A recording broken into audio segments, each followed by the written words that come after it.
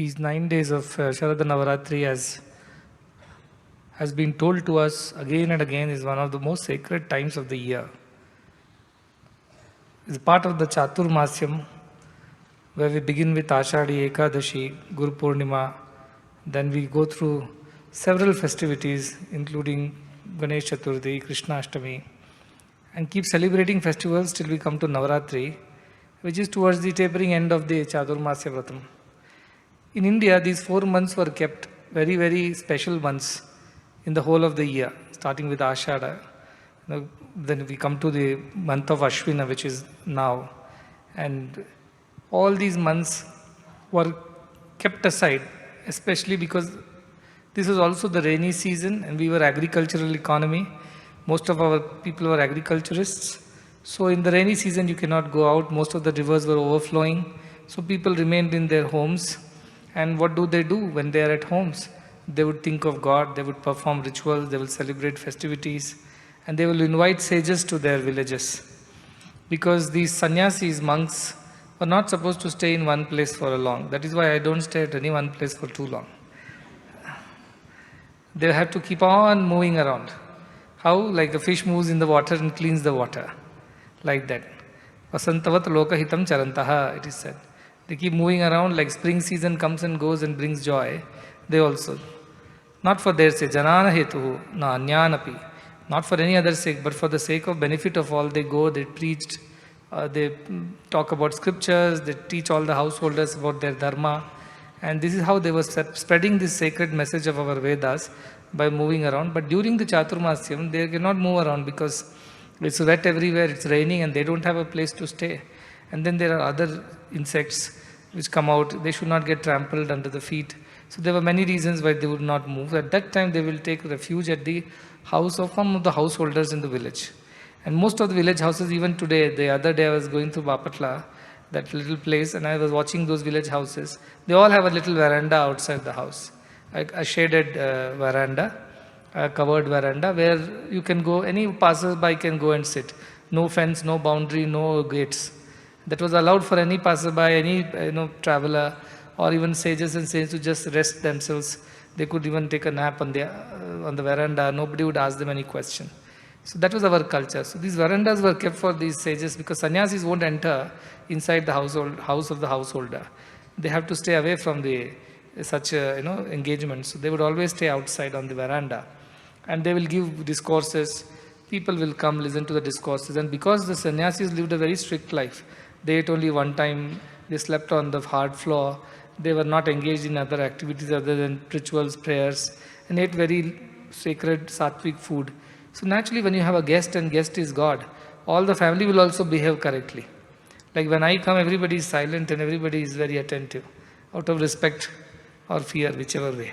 But when sannyasis were coming home, people were very respectful. So whatever the sannyasi would eat, people prepared that food, sattvic food at home. They lived a very sattvic life. They woke up like sannyasis woke up early in the morning. They also woke up and did their pujas and they listened to the pravachanas.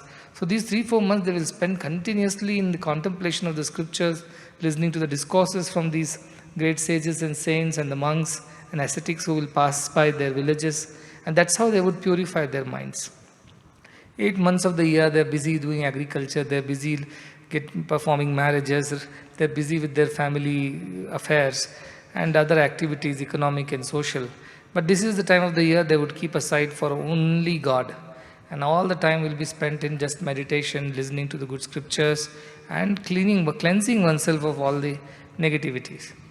This is the idea of why festivals were kept as an integral part of our Indian culture and our heritage. Like you go out to play, let us say you go out to the market. You wear very bright dress, very clean dress, but once you go to the market, there is dust and dirt everywhere. It settles on your body and clothes. Then what do? You come back, you wash, you take a shower, you wash your clothes, clean them, then you can wear them again. Likewise, our mind, which is engaged in daily affairs of the world, which are sometimes selfish, self-centered, sometimes they're not so nice, negative thoughts come, anxieties come, so many other worries come. All the other kama, krodha, lobha, moha, mada, matsara, harishat vargas come. So our mind also gets kind of dirty over a period of time. And it also needs a good washing and cleaning. During every day you must pray and meditate so that every day you are clean. But some deep cleaning is required at some point in time and becomes very dirty. So these 4 months are like a deep cleansing of the mind and body and purifying ourselves so that we are able to understand what the Guru is trying to teach us. See, Guru is trying to tell, Guru is trying to teach, but if we are not capable of understanding it because of our impurities, all that will get wasted. So this was the job that was done during the Chaturmasyam. And now because we have an institution, obviously everybody stays in the same place and we keep discussing and talking about it on a regular basis, more so in a concentrated, in an intense way. I always say when the sunlight passes through a plain glass, it is just scattered light. Nothing happens. But when you pass it through a lens, all the rays converge. And when they converge, the power of that convergence is so much, the intensity is so much, the heat is so much that it can burn a piece of paper. This experiment we do in our physics. Likewise, when so many minds, all of us, with such intensity are continuously thinking of divine, the power that it generates, the energy and the vibes that it generates, that is capable of transforming all of us, burning all our lower desires and ideas and liberating us from this, whatever is a samsara panka, the dirt and the filth of the world is washed away. And that's how we become clean again. To become dirty once more, of course. But if we can keep ourselves clean by continuously doing this, then we don't have to worry about again, whether we are committing sins or committing good works or whatever. Because we are always in the state of that. So I have been talking to you about Brahmasthiti. I have been talking about what is God as Brahman in our scripture. What is that existence in us? It exists as the consciousness beyond our physical world, beyond our senses in the body, beyond our antakarna or the mind. There is this awareness, pragyana, which is the presence of divinity in all of us. Nobody can say, I don't have any pragyana at all. The very fact that you are telling you don't have a pragyana because you have a pragyana that you think that you don't have pragyana. So that is the logic. You cannot defy the existence of God because your very existence is the proof of the existence of God. Period. That is our logic in our scriptures. So we are like that. All are divine, but realization of this divinity does not happen. Just like the soot that covers the lamp does not allow the light of the lamp to be seen. Or the clouds that form by the very sun which shines upon a water body. And then that cloud goes up, the water goes up, becomes the cloud and covers the very sun and creates darkness around. Likewise, this world that has come out of God, this mind that also has come out of God, this body that has also come out of God, tends to hide God only from us. Hides the very experience of God from us. That is the reason why we are not able to experience it at all times.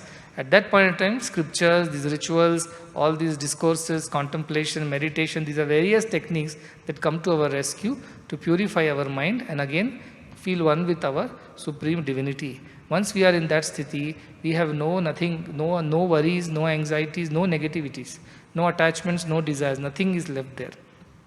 That is the ultimate state of existence which our scriptures extol. But you have to be sincere on this path. Simply by attending yajnas and listening to discourse, it won't come to us. We must put self-efforts. Yamai Vesha Vrudite Tena Labhyo. It needs to choose you, to reveal itself to you. Why? Because you have chosen it in the first place. Kaschid Dhira Pratyagatmanam Aikshat Avritta Chakshu Amritatva Michan. Somebody out of thousands of people turn their gaze inwards to attain this supreme immortal bliss. All others are looking outside. Paranchikani, Ratrat Swayambhu, we read in Kathopanishad. All the senses run outwards. When we run outwards, we don't find God. We don't find that experience. But when we turn within, yesterday we learned Drigadrishya Viveka. How do we turn within? From the object to the eyes, from the eyes to the mind, from the mind to the consciousness which is watching the mind. That consciousness is ultimate existence. And if we can always be situated in this consciousness and watch our mind and thoughts, watch our body and actions, and watch the world around us, we are always in that Brahmasthiti. What is it like to be in that Brahmasthiti? It is a very, as scriptures describe, Anando Brahmeti Vyajanat. Bliss or supreme state of happiness. A happiness which is beyond all these conditioning. We are happy when we eat good food. When hunger comes again, we are unhappy. We are happy when we get good marks. Next time we don't get good marks, we are unhappy. So between Nanda and Ananda means between happiness of this type and the sorrow that comes thereafter. Beyond that, there is a state of existence that is called as Ananda, which does not change with changing times and circumstances. So that is the state of Brahmasthiti. How to attain that ananda, which is absence of all kinds of deviations, all kinds of vagaries, all kinds of, distortions. You have to purify your mind. That is the only Chitta Shuddha. Chitta Shuddhi is the only way to that Atma Siddhi. There is no other way. So Chitta Shuddhi means pure heart. Pure heart means no selfishness, no greed, no attachments, no negativity, no desires. If you have to develop that kind of a pure heart and retain it all the time, then you have to always, all the time engage, not just during these 4 months, not just during these 9 days, but throughout the year you have to maintain that mind pure, so that you are always in the state of Brahmasthiti, means you are in touch with your divinity, and that divinity then becomes your guiding force. Whatever you think, say and do, everything will go right. But when mind interferes with it, like a colored glass interferes with the sunlight and makes it colored light. A red glass you put, the light will become red. So sunlight has no particular color. Likewise, you put a bottle, red bottle, and fill it with water. The water has no color, it appears to be red colored. Likewise, though Supreme Divinity has no such colors or no such attributes, when it passes through a mind which is of worldly nature, it hides the purity of that divinity from us. So whole effort, all sadhana, all idea of all the activities is only to purify our mind of our ego, our attachments, our desires, our negativities, so that divinity can shine forth in all its splendor and glory. That's the idea. So somebody asks a few questions are there, I think. Who's going to ask questions? Irka? Just ask a few questions. Some people had sent tomorrow, day after, and the day after that I'm not going to be here. I have some other work to do. I'm Chaturmasya, I keep roaming around. So I will not be here. I'll try to answer a few questions. Swami, are Durga, Lakshmi and Saraswati manifestations of the same Divine Mother? Also, why do we worship Durga in 9 different forms? As I had mentioned earlier, what is the Mother, Divine Mother? The principle of Divine Mother is principle of Shakti. The very ability, the energy that energizes us, animates us, helps us to do all the things. And therefore that same energy, if energy is electrical, now if the electrical energy passes through a light, it becomes light energy. Then it passes through a heater, it becomes heat energy. It passes through a fan, it becomes wind energy. Like that, the same electricity, which is electrical energy, passes through various different gadgets and becomes different kinds of energies. Likewise, the same Divine Mother's energy, the principle of Shakti energy, when it passes through the Durga form, becomes Kriya Shakti, passes through the Lakshmi form, becomes Ichcha Shakti, passes through the Saraswati form, becomes your Jnana Shakti. So like this, various forms of these energies are various manifestations of the same divine energy principle of Durga, or we call it Parameshwari, call it Lalita Parameshwari, whichever that name. So that is the principle of energy. Why we celebrate for 9 days? There is no particular reason, but one reason that they say is that because she came as Mahishasura Mardini. There was a fight between one demon called Mahisha.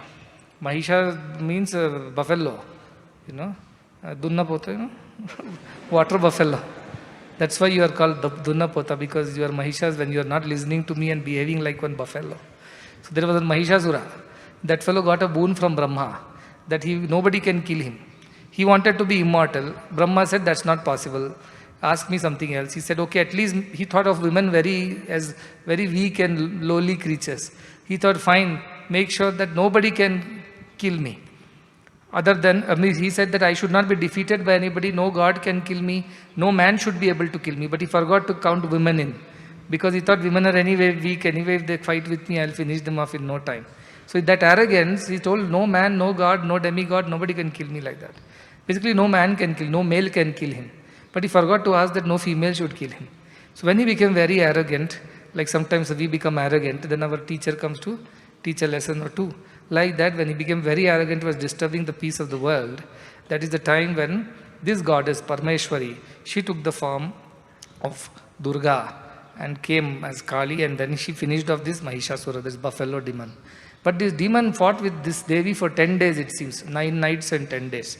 And every night he will change his form. He had this capacity to change his form from one to another. So every night Durga also had to change her forms and strategies to fight with him. So like that she fought over 9 nights, that is the Purana. But that is why we celebrate for 9 nights or Navaratri, the conquest of this power of Shakti over our negativity. Buffalo represents tamasic guna. Tamasic Guna means laziness, inertia, greed, what you call harsh feelings, cruelty. All these negative feelings are represented by that demon, and that cannot be killed by anybody. That's what they say. The only person who can kill is that energy, that Shakti within us, which is divine. Only that divine power, Sattvic Shakti, should take over and kill that tamasic qualities within us. So that is why she is worshipped in 9 forms. This is just to tell a story, though her forms are myriad. You just now you heard 1,000 names in Lalita Sahasranama. Every name represents a particular quality or a form of Durga, like that. Our mothers also take different forms every now and then. If you get good marks in the exams, Saraswati. If you get bad marks in the exam, Mahakali. If your birthday comes, Mahalakshmi. So like that, she also takes so many forms to deal with the issues of the world. Swami, the entire creation is a manifestation of the divine, but Adi Shankara says, Brahma Satyam Jagan Mithya. What should be our approach? Yes, Adi Shankaracharya is drawing our attention to the transience and impermanence of the world. Now you are standing in front of a mirror. The mirror is reflecting you. Are you there in the mirror? Yes and no. If somebody says, who is there in the mirror? What are you going to say? I am there in the mirror. But are you really there in the mirror? No. Mirror is only reflecting the real you, which is standing on this side. So Shankaracharya is saying like that, the real one is you here, the object. The reflection is unreal. To that extent, Brahma Satyam Jagan Mithya. That's all he's saying. But the reflection is also you. Without you, that reflection also was not possible. So you can also argue that because the reflection is nothing but you only, and because of you the reflection has come, so reflection also should be Brahman only. I agree to that also. But the idea of Shankaracharya is that don't get entangled in these reflections of the world. Because this world's reflections can change. But you do not change. The Atman does not change. The body comes and goes, mind comes and goes, emotions come and go, situations come and go, but the Supreme Self remains. So depend on the Supreme Self, which is Brahman, as the ultimate truth, and all that which happens in your body, mind, emotions, your relations, your world, consider it as a transient and impermanent existence. So it is non-existence. The other very technical thing is Rajju Sarpa Nyaya, that is Adi Shankara uses it, the rope and the snake analogy. For those who are new, very shortly, in the night you are walking and then you see a thing on the road and you think it's a snake, you get very scared. And you tell your friends, wait, there is a snake on the road. But the snake is not moving. So you think maybe it's a dead snake, maybe it is sleeping, whatever. But when you go close and put a torchlight on it, your teacher comes and puts a torchlight, they say it's not a snake, it's a rope only. You thought it is a snake in the darkness. No, when you saw that it is a snake, you really felt the shivers and cold and the fear, right? All that experience was real. But when you went close and saw it was not a snake, it is a rope, all your fear, anxiety, all your emotions disappeared and confidence came also. Isn't it? So the experience of the world feels so real, like you experience the fear by imagining a snake. Like that, all these joys, sorrows, excitements, ambitions, achievements, which we feel, this is like all those illusory emotions that we get by thinking the world is real, by thinking the snake is real. But a guru comes, throws the wisdom of Upanishads and his own personal courage. He has the courage to go and approach that so-called snake. Because he knows it is not snake, it is only a rope. Because out of his experience of Brahma Jnana, he goes and throws the light of whatever scriptures and wisdom and shows you that rope is actually there, snake is not there. So this is the nyaya that Shankaracharya talks about. We think world is real, just like we thought snake was real because of the darkness. But the moment we learn the wisdom of the scriptures, we realize that world is only a superimposition on the Brahman. So Brahman is not. When you were seeing the snake, did you see the rope? You did not see. You only saw the snake there. When you saw the rope, did you see the snake? You did not see, because snake wasn't there. Likewise, the one who develops the vision of Brahman does not see the world. In the sense, does not believe in the impermanence of the world, therefore does not get entangled, does not emote, does not get attached. But the one who sees only the world forgets to see God. Just like one who sees the snake does not see the rope. And so they forget that everything is God and they suffer in the world by getting attached to everything in the world. So Brahmagyani is not attached because he knows the truth. Even though it appears to be snake, still he knows in his heart of heart, this is not a snake, this is a rope, nothing to fear. But does not mean that everything that you see on the road is rope. It may be snake also. Idea is that Brahman is the real substratum on which the world is staying. Like the screens are there. The screens are, I am here, I am also in the screen. But which is real me? That is also me. If somebody says, what is on the screen? A mother will tell the baby, see, Swami is there on the screen. But am I really there on the screen? No. I'm here. Likewise, is this world really there? No. God alone is. But on God, this world is playing, appearing. So don't get too attached to the world. That is the idea. Next. Swami, is Parabrahman considered the unmanifested state of consciousness? And if so, can we experience that while we are still embodied? Mother's love is unmanifested state of love only. It manifests as laddu and cake on birthday and like all these Mahalakshmi's birthday gifts, money. That is manifestation of the unmanifest love of mother. Likewise, unmanifest state of Brahman is consciousness, but manifests through our thoughts, through our emotions, through our actions, through all the world that we see around.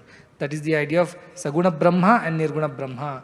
All this is Saguna Brahma only. The ant, the insect, the rat, the snake, the stone, the tree, everything is Saguna Brahma only. Because Brahman has manifested itself through Prakriti, through nature, through Shakti as all the matter. So that is Saguna Brahma, you think like that. And the unmanifest love of mother, when she is not cooking for you or cleaning for you, but still in her heart of hearts she feels the love, that unmanifest love is Nirguna Brahma, think like that. Swami, can you please explain what is meant by Tantra? I don't like this topic at all. This Tantra is a system of yogic practices which was developed, I do not know when, probably 1500 years ago, by certain people who wanted to practice the occult sciences and yogic sciences. Morning, if you heard the priest speak, he talked about the chakras in the body. 7 chakras are there, and chakras are energy centers in the body. And each energy center has a role to play. The lowest chakra has role towards whatever your excretion, reproduction and things like that. Like that, as you keep going up, you have this Sahasrara at the end, the 7th chakra, which is in the kind of crop or in the center of your head, crown of your head. And that chakra is the ultimate energy state. So you have lower energy state. Sometimes you wake up very lazy, you see very dull. I have no energy, I don't want to study, I don't want to go. You are in lower chakra somewhere.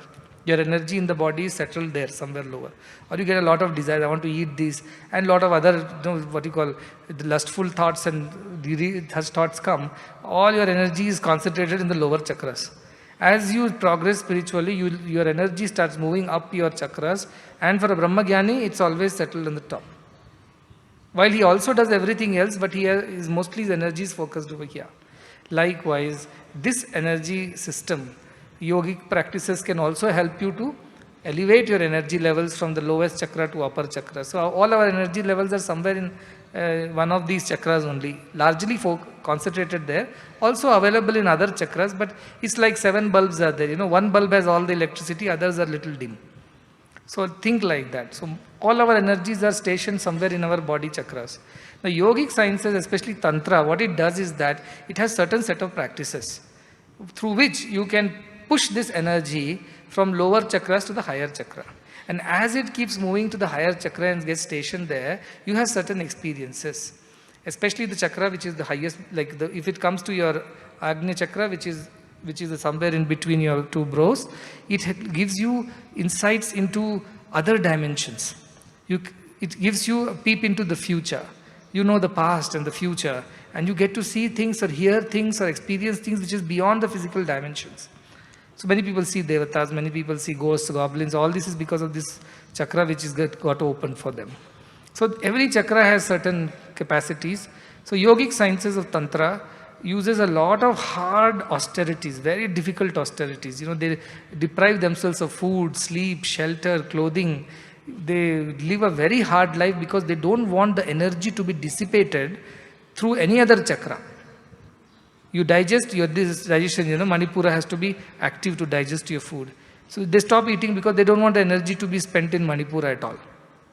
They don't talk because otherwise your Vishuddhi chakra will need all the energy like I am needing right now. So they are always in silence to control, to save, preserve that energy so that all the energy can be slowly, slowly pushed into your higher power. But as you elevate, lot of these siddhis come to you, lot of these yogic powers come to you. Many people get distracted and get stuck there only. There are this all there in Patanjali Yoga Sutras. You can read, many powers are there. Now, don't read for gaining those powers. Let me tell you, this is a waste of time. What does it matter if you gain all these powers and have not realized Brahman, that Brahma Sthiti? Because still these are lower things only. So the ultimate state is your energy is always in your Brahma Chakra or whatever, Brahma Randra, which means you are always in that state of Brahma Sthiti. All the other chakras also are active, but only to the minimal extent as it is required. You also have to eat, you will digest your food, okay. But they don't spend their energy in the lower chakras at all. They're mostly all their energy is concentrated here. So those Brahmagyanis live like that. That's why they live such a detached life, because none of these lower things engage them or attract them. Swami, how can one develop strong willpower? If you really, really desire for something, you will develop willpower to gain it. But how do you develop a desire for something? If you really, really know the value of that thing, you will develop strong desire to get it. Once you get strong desire to get it, automatically willpower will develop. So know the value of things, only then you will develop willpower. If you don't know value of things, you will never have the willpower to work for it. Value is important. Sometimes we don't know the value. Suppose your father buys you a very precious thing, like let us say he bought you a watch. And he will tell you 100 times, this watch is very expensive, be careful, be careful, be careful. You don't know the value of money. If not this watch, another watch. So then you are not careful with it. Likewise, the opportunities that we give you here to study, to grow, to develop, if you realize the value, you will not waste any time. You will study hard, you will work hard, you will use every opportunity. If you don't know its value, then you will waste it all. Like I was telling, if you give a gold collar to a dog, many rich people leave behind their inheritance for dogs. And I read one story about how a German shepherd, generation after generation, is inheriting, and he has a $400 million worth his estate. Why? Because the owner thinks that the dog will value the estate and the gold collar. Does the dog value it? No. But a human being is given the same estate and the gold chain or whatever, he will value because he knows the value of these things. So the dog is not going to work to maintain the estate and maintain his collar. If he loses the collar, good riddance, he will think. But a human being loses a gold chain, he will be miserable. Likewise, when we know the value of things, we will develop strong desire to yogakshema, means to get it and to preserve it. And we will also have strong willpower to do what is needed to be done to have it. So that is how you develop willpower.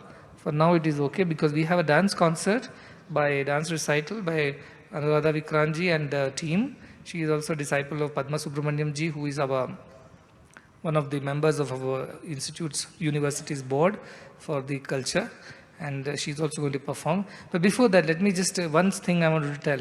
I was telling about yajnas. When you do, you get rain, and that rain brings crop. Yajnat bhavati parjanyah, I had mentioned.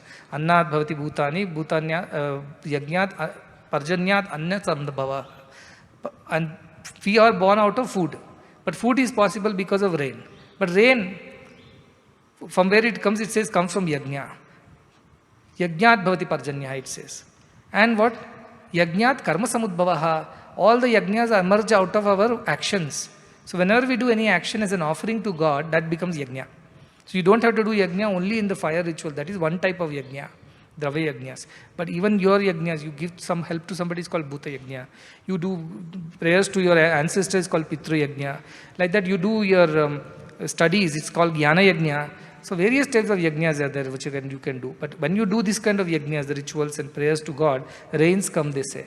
Now science is yet to establish how does that happen. But I will explain to it after I come back. So I was mentioning that, and see, Anandaji has come. He is a part of the Organic Farmers Association of Karnataka. He also has brought a lot of organic farmers to come here. And he was telling me that how one of the drought-prone area in Tumkur, where the farmers were suffering without rain and no crop, but he promised me that they'll grow ragi and give it for our Sai Shore program. So they were worried, but they have received so much rain only in that area where they're growing ragi for the Sai Shore program. So if you do pure-hearted work, then this happens. that you God blesses you with rains, and then you can grow the crop, because that food is going to grow for this Raishwar program for school children.